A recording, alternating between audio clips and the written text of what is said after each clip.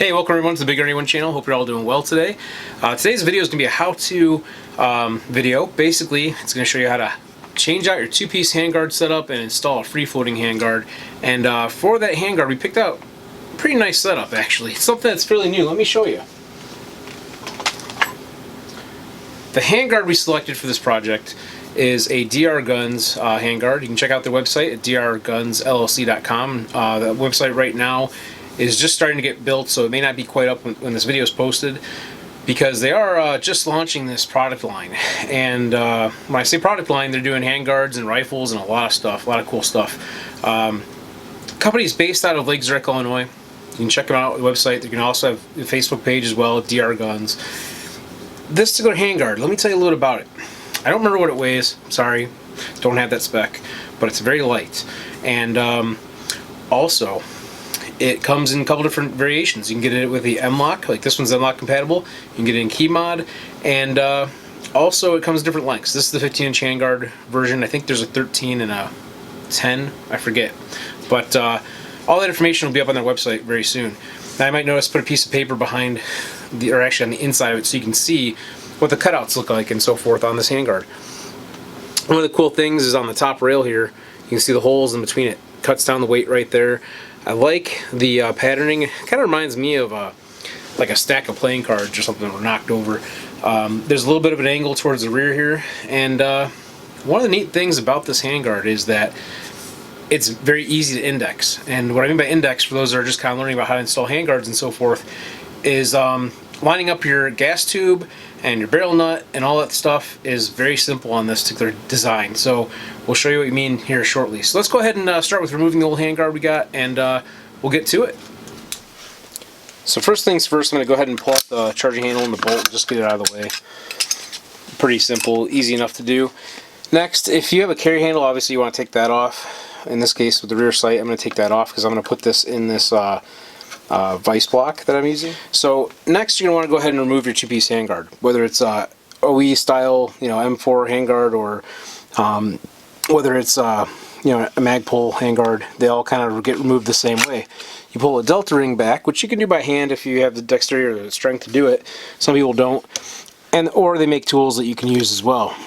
So go ahead and pop that off, and it just moves. Just comes right off, just like so. Pretty simple, pretty easy. In many cases, you'll have to remove the flash hider or muzzle brake, or we're going to call it the muzzle device.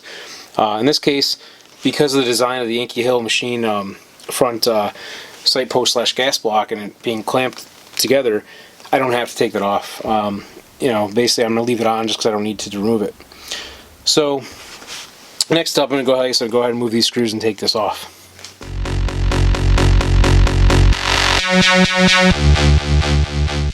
So in most cases, your end cap here, this ring, is not going to slip over your muzzle device, as you can see.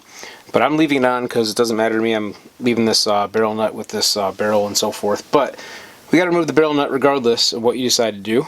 And I'm just going to go ahead and use our tool to go ahead and do that. Our barrel nut wrench, our Armory's tool we got here.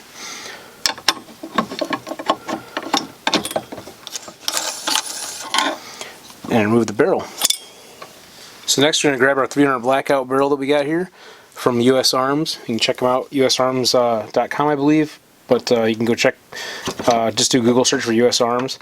Make some really nice barrels. Yeah, so we're going to 300 blackout, as you can see. Now this one, you might notice there's a ridge here. This is where the gas block is going to sit. It's a little closer in because 300 blackout uses a pistol length gas system. The gas tube that we had previously, as you can see, this one is a carbine length gas system, which is pretty common for a 223 16-inch barrel, M4 profile type setup. So it's going to use a different gas tube, and like I mentioned, we're going to use a different gas block as well, one that's going to fit underneath the handguard. So there won't be a front sight on the gas block anymore. The handguard comes with a different style barrel nut, as you can see, and this barrel nut actually allows for you not to have to index it with the gas tube. Many of these have to be indexed. In fact, the original barrel, you might be able to kind of see this. Kind of hold it sideways and See if I can show you. You might notice there's like a slot in there, you know, in the snap ring and so forth. It's kind of hard to see, but there's basically, turn it around this way, might be able to see a little better. There is a hole in there for this gas tube to go through, and you have to actually line up the spring. They call this a delta pack, I believe. You have to line all these components up so that the gas tube will go through the center of it, and the gas tube actually goes between the teeth on this to the barrel nut. So it's a little different design, and some of the other free-floating handguards on the market actually have, you know, slots and notches and passageways, we're going to call them, that have to be lined up. In this case, you don't. You basically need to torque this down and set it, and it's good to go. One of the cool things is that unlike some of the others out there that require shims, this doesn't require shims. What I mean by shims, they actually have little metal rings that will go over the barrel and between the barrel nut and the barrel. And that shim allows you so that when you tighten down this barrel nut, you can time it. Time it meaning lining it up with the gas tube and gas system and all that stuff. And also, in some cases, you have to use shims to be able to line the rotation of the handguard up with the holes that attach the mounting hardware and everything to clamp that handguard on. So it's a pain in the butt sometimes to install free-floating handguards. Well, in this case, they thought it out. They made it a little simpler design. It's a non-issue. So I do recommend you maybe using a little bit of blue Loctite. In this case, I'm not going to because I plan on taking this apart fairly soon and so forth and doing different changes and things to it. So for demo purposes, I'm just not going to do it right now. But use of some blue Loctite, you know, not the red, because red's can be really hard to get apart and so forth in the future, but blue wouldn't be a bad idea. So anyway, slip on the barrel nut like so, and they recommend torquing this down to 60 foot-pounds. You want to make sure your barrel nut threads are clean. You might want to put a little bit of lube on them and so forth. Now, I heard the Magpul wrench that they sell works for this, but you can also use like a regular armorer's tool. It fits in the notches on the barrel nut. And I'm just going to kind of snug this down. Then I'm going to get my torque wrench. I'm going to go back and torque it down to 60. It's got the gas block and gas tube installed. As you can see, the gas tube just sits kind of like right over the barrel nut. So there is no real indexing. There's nothing required there to line it up. There's no indexing required to index the barrel nut to the handguard. Basically clamps around the barrel nut with 2 bolts and so forth. One thing I want to note, don't buy cheap gas blocks. This one's a Chinese gas block. It doesn't fit real well. It's actually very, very tight because it's out of spec probably. So comparatively, I have another gas block. It fits much better, but I happen to have this gas tube already installed, so we went with that. Anyway, so next up, just kind of slip this handguard right over the barrel, and we're going to install a muzzle brake on this afterwards. So it's not a big deal, but I'm going to go ahead and get it slipped on there. And then I usually like to grab something to help line up the rail just to make sure that's perfectly straight. In this case, it looks like it's pretty damn good right off the bat. But anyway, what I usually will grab is, you know, like a optic or something with a rail, and go ahead and set it on there and clamp it down so it's holding the rail straight. One thing I want to note too is that in some cases you may want to put like maybe some blue Loctite on the outside of this barrel nut, so it's between the inside diameter of the handguard and the outside diameter of the barrel nut, just to help, you know, give it a little something extra to help grip between the handguard and so forth. But what's nice is these 2 little tabs kind of act as anti-rotation, so if for some reason the handguard were to start to loosen a little bit, it's not going to really allow this handguard to rotate. It's going to maybe move a hair, but it's not going to rotate around. And these 2 bolts that go into it would also have to be totally out because they actually ride inside of a channel, like a groove, on the barrel nut. So the handguard is not going to slip off if these were to loosen up a little bit.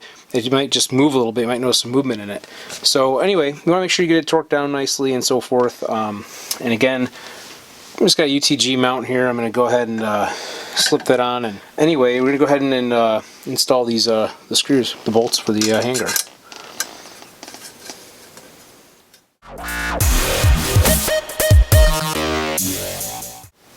Okay, so last thing you gotta do is basically go ahead and put our rear sight back on, and actually in this case, because I don't have the front sight, I'm gonna add a front sight to it as well, and install my muzzle brake. So as you can see, it's pretty straightforward, simple setup here. So you go ahead and upgrade from a two-piece handguard setup to a free float. And this one in particular is, like I said, very simple. It doesn't require any lining of the gas block and the barrel nut and all that stuff. No shimming for adjusting the bolt holes or anything for the handguard. Very simple. Just basically torque it down and lock it in place and so forth. And it is very rigid. It's very nice and sturdy from what it feels like to me, and very lightweight. So I'm looking forward to using it, and it's pretty comfortable too. So heard some good things about the temperature on this too, that they don't really get hot, so we'll see how that goes. But it is kind of more of a slimmer handguard design, so I was kind of thinking it might get hot, but I've heard otherwise, so we'll try it out and find out. Also, you might notice a few other upgrades to the rifle I did while I was working on it. Pulled some parts off another one and so forth, and won't go over that whole list, but one thing I do want to mention too is I got the Obsidian Arms Thunderbrake on here as well we're going to try out. And it's a 308 Thunderbrake, and of course, as we mentioned, this is a 300 Blackout rifle now, and I've been wanting to build a 16-inch barreled 300 Blackout for a while, and finally did it. So anyway, hope you all got something out of today's video. Go out and check drgunsllc.com. Their new website's coming soon, and they got some new stuff coming out, some new rifles and things. It's pretty cool. So till next time, everybody, as always, go out and have some fun shooting.